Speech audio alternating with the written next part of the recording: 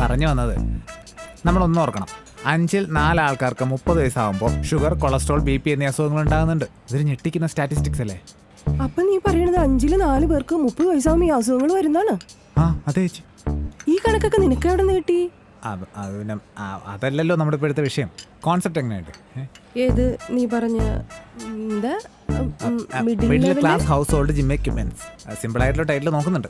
ആ അത് തന്നെ ഒരു പുതുമയൊക്കെ ഉണ്ട്. പിന്നെ നീ പറഞ്ഞ ഫേസ് എൻഹാൻസർ, ഒരു സാധ്യതയൊക്കെ കാണുന്നുണ്ട്. കുഴപ്പമൊന്നുമില്ല, അടിപൊളിയല്ലേ?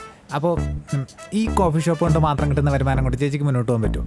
അപ്പോൾ നമ്മളൊരു അഡീഷണൽ ഇൻവെസ്റ്റ്മെന്റ് കൂടി നടത്തിയാൽ കാര്യങ്ങൾ ക്ലിക്കാവും. അഡീഷണൽ ഇൻവെസ്റ്റ്മെന്റിന് വേണ്ടി ഞാനൊരു വീട് വാടകയ്ക്ക് കൊടുത്തിട്ടുണ്ട്. അതിന്റെ വാടക കൃത്യമായിട്ട് കിട്ടിയാൽ തന്നെ എന്റെ കാര്യം ക്ലിക്കാവും. ചേച്ചി അത് കള, ഇത് പറ. എല്ലാ വീട്ടിലും ഒരു ജിം, അതാണ് നമ്മുടെ കൺസെപ്റ്റ്. ജിമ്മിൽ പോകാൻ കഴിയാതെ ഒരു വീട്ടമ്മയും ദുഃഖിക്കരുത്. ഓ, ജിമ്മിൽ പോകാണ്ട് കഷ്ടപ്പെടുന്ന അമ്മമാരെ എനിക്ക് അറിഞ്ഞൂടാ. മക്കള് പണിക്ക് പോകാണ്ട് ബുദ്ധിമുട്ടുന്ന കുറച്ച് അമ്മമാരെ എനിക്കറിയാം കേട്ടാ. എന്റെ സാമേ, നിന്റെ കൺസെപ്റ്റൊക്കെ കൊള്ളാം, ഒരു പുതുമയൊക്കെ ഉണ്ട്, ഒരു സാധ്യതയും കാണുന്നുണ്ട്. എന്നാലും ഇതൊക്കെ ആരെങ്കിലും ആലോചിച്ചിട്ട് വേണ്ടേ ചെയ്യാൻ? ചേച്ചി വെറുതെ ആലോചിച്ച സമയങ്ങളൊന്നും വേണ്ട, വേറെ ആരുടെയും തലയിൽ ഐഡിയ വന്നാൽ തീർന്നു. ഓ, അപ്പൊ പിന്നെ ഇതിന്റെ ബാക്കി കാര്യങ്ങളൊക്കെ എങ്ങനെയാണ്? എത്ര ഇൻവെസ്റ്റ്മെന്റ് വരും? ഓക്കെ, ചേച്ചി ജസ്റ്റ് ഫണ്ടിങ് മാത്രം നോക്കിയാൽ മതി. ബാക്കി പ്ലാനിങ്, ഐഡിയ, ബഡ്ജറ്റിംഗ് പോലുള്ള ഹെവി വർക്കെല്ലാം ഞാൻ നോക്കിക്കോളാം. പിന്നെ ഈ ഫണ്ട് എന്ന് പറയുമ്പോൾ ഒരു ഇനിഷ്യൽ ഇൻവെസ്റ്റ്മെന്റ് 2 crore, 2 കോടി. 2 കോടിയല്ലേ? അതെ. പിന്നെ ചേച്ചി, നമ്മുടെ ഈ ബിസിനസ് പ്ലാൻ പ്രകാരം ചേച്ചിക്ക് ഒരു 6 മാസത്തിനുള്ളിൽ എല്ലാ ഫണ്ട് തീർക്കാറാവും. അതിനുശേഷം പിന്നെ പ്രോഫിറ്റ് ആണ്. അതെ, നീ ആ പെനിങ് ഇപ്പൊ തരാം. സമയം എത്രയാണ്? 12 അല്ലേ? 1, 2. നീ ഒരു കാര്യം ചെയ്യ്, നീ പോയിട്ട് ഒരു 5 മണിയാകുമ്പോ വാ. ഓക്കെ? 5 മണിയാകുമ്പോ വന്നാ? ദൈവമേ, ചെക്കന്റെ കാര്യം.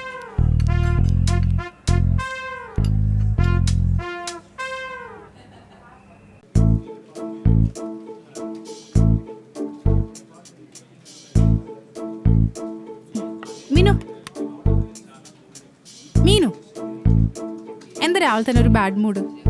ഒന്നുമില്ലടാ. ഇതേ എന്നെ കൊണ്ട് കുറെ പ്രശ്നം ചോദിപ്പിക്കരുത്, വേഗം പറഞ്ഞേ.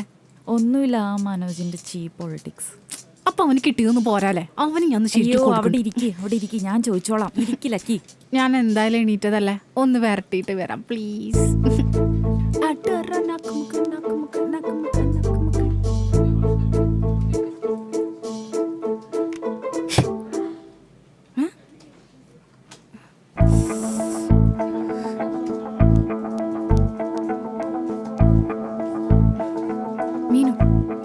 മീനു, എന്താ പറ്റിയേ?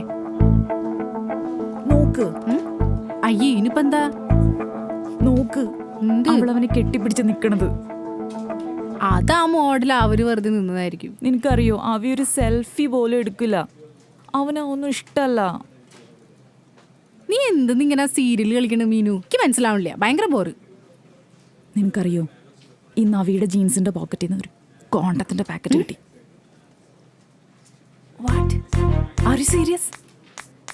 അപ്പൊ പ്ലാനിങ് ഒക്കെ ആണല്ലേ? ഇന്ന് ഞങ്ങൾ എല്ലാരും കൂടി സെക്കൻഡ് ഷോയ്ക്ക് പോകേണ്ടി വരുമോ? എടി ലക്കി, ഞങ്ങൾ തമ്മിൽ തൽക്കാലം അങ്ങനത്തെ റിലേഷൻഷിപ്പ് വേണ്ടാന്ന് തീരുമാനിച്ചിരിക്കണേ. അവയും ആക്ച്വലി ഓക്കെയാണ് അതിന്. ഏട്ടൻ ഞങ്ങളെ കാണുന്ന രീതി നിനക്ക് അറിഞ്ഞൂടെ? അതിനു വേണ്ടി എടുത്തൊരു സ്റ്റാൻഡാണ്, just to prove him wrong. അല്ലാതെ കല്യാണം കഴിഞ്ഞിട്ട് മതി എന്നുള്ള കോപ്പൊന്നുമില്ല. വമ്പൻ സ്റ്റാൻഡായി പോയല്ലോ. അപ്പൊ ആ പാക്കറ്റ് ആർക്ക് വേണ്ടിട്ടാ? അതാ എനിക്കും അറിയില്ല. ശരി, ഞാൻ ട്രൈ ചെയ്യുന്നുണ്ട്. ഷുവറായിട്ട് കാണാം. ശരി, ഞാൻ വിളിക്കാം. ശ്വേത, ഞാൻ ഇറങ്ങട്ടെ? Okay, do one thing. ഞാൻ ഇതിലുള്ള കുറച്ച് നല്ല പിക്സ് നോക്കി സോർട്ട് ഔട്ട് ചെയ്തിട്ട് ഒന്ന് എഡിറ്റ് ചെയ്തിട്ട് മെയിൽ ചെയ്യും. ഓ ശരി. അവി തന്നെയാണോ ഫോട്ടോസ് എല്ലാം വർക്ക് ചെയ്യുന്നത്? ഞാൻ എൻ്റെ ലാപ്ടോപ്പിൽ തന്നെ യൂഷ്വലി എഡിറ്റ് ചെയ്യാറ്. ഓ ശരി, എന്നാൽ നമുക്ക് ഒരുമിച്ച് വർക്ക് ചെയ്താലോ? അല്ല, എൻ്റെ ഫ്ലാറ്റ് ഫ്രീ ആണ്, അവിടെ ആരുമില്ല. അപ്പൊ നമുക്ക് രണ്ടുപേർക്കും ഒരുമിച്ച് വർക്ക് ചെയ്താലോ? യൂഷ്വലി വീട്ടിലിരുന്ന് വർക്ക് ചെയ്യാറ്. ഇറ്റ്സ് ഓക്കെ അവി, ഇറ്റ് വിൽ ബി ഫൺ അല്ലേ? നമുക്ക് ഒരുമിച്ച് വർക്ക് ചെയ്യാം. അത് വേണ്ട, മാത്രമല്ല എൻ്റെ ഗേൾഫ്രണ്ട് എന്നെ വെയിറ്റിംഗ് ആണ്. So I got go. Oh, you have a girlfriend? Yes. Oh, I am sorry. എന്താ പേര്? Meenakshi. Meenakshi. Oh Meenakshi. Full name? Meenakshi Vasudev. Oh Meenakshi Vasudev. എന്താ ശ്വേതയ്ക്ക് അറിയോ മീനാക്ഷിയെ? ഇല്ലില്ല. ആക്ച്വലി എൻ്റെ FB ഫ്രണ്ട് ആണെന്ന് വിചാരിച്ചു. ഫൈൻ. എന്തായാലും ഞാൻ അന്വേഷിച്ചു എന്ന് പറയൂ മീനാക്ഷിയോട്. Okay, thank you. See U.